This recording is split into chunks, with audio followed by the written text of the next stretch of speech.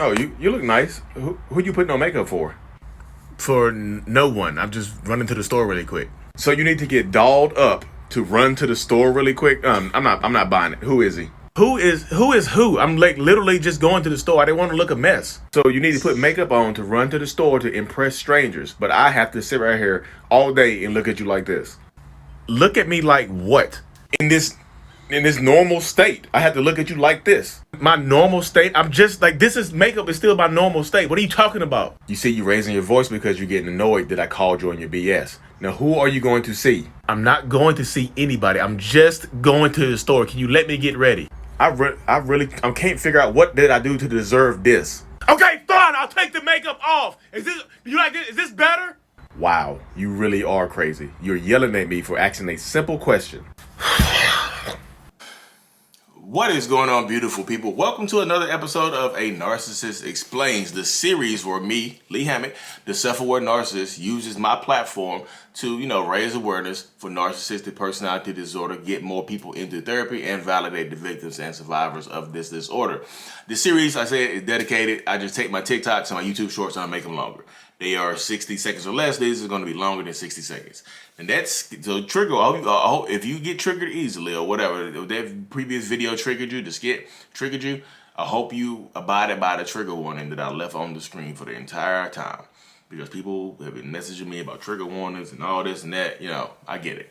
But as you can see, that video right there, it can be very, very triggering because narcissists love. So right there, that video is just a dead example of a narcissistic person or a very, very insecure person. Because we know everybody's not a narcissist. We know the word is thrown around too much. But if the shoe fits, wear it proudly. Lace it up, strap it up, pump it like little shoes with the basketball on them. You can pump them up. You thought you were gonna jump higher, like, pump them up to the maximum level.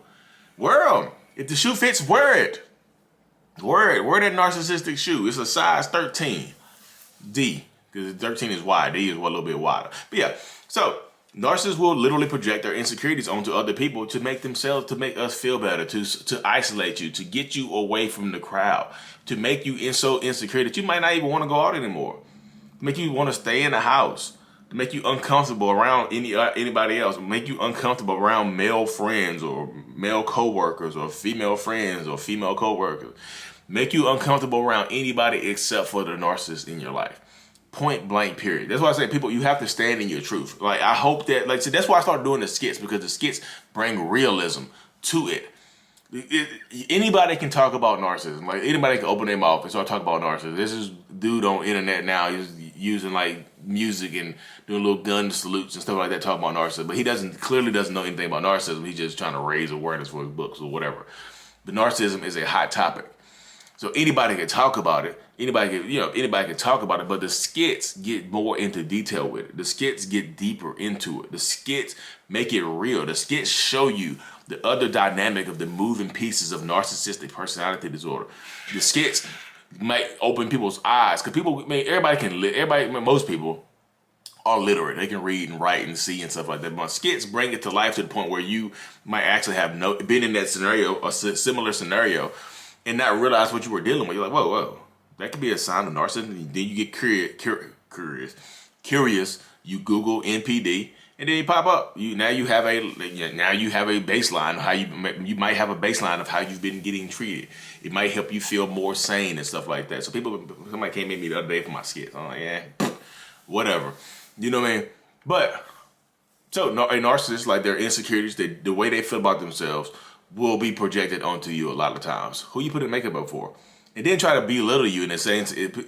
They'll try to, you look nice, but then try to put you down in the same sentence. You look nice. Who you put makeup on for? I got to look at you in your normal state all day. I got to look at your face, your non-makeup face all day. But everybody else, the world gets to see you better. Nah, you cheating. You cheating. And sometimes they're projecting what they are actually doing. So they get mad at you out of nowhere for stuff like that. They keep constantly belittling you and accusing you of cheating. Guess what that narcissistic or toxic person might be doing? They might be cheating and justifying it by pointing it at you. Because if you catch them, they can just put it back on you. I thought you were cheating, so I just went ahead and cheated. I went ahead and cheated before that. I tried to talk to you about it by accusing you, but you didn't listen to me, so I went ahead and had to do me. I didn't want to be at the end of the day, I didn't want to be the one looking stupid. You know what I mean? So I had to take it this far. I had to do it like this. You know what I mean? So I had to protect myself. And that's how it goes, yo. You know what I'm saying? If you're dealing with a narcissist, you have to protect your peace. Like, of course, when I say this, please God, use discretion. Because like I said, I know you don't get to pick, you can pick your significant other. You can't pick your parents or whatnot. You know what I mean?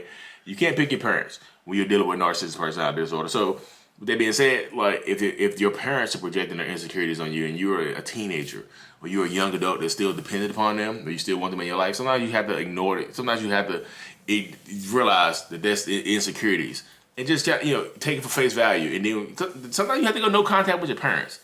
I thought there's so many people that cut their parents off, and it is a wild, wild ride.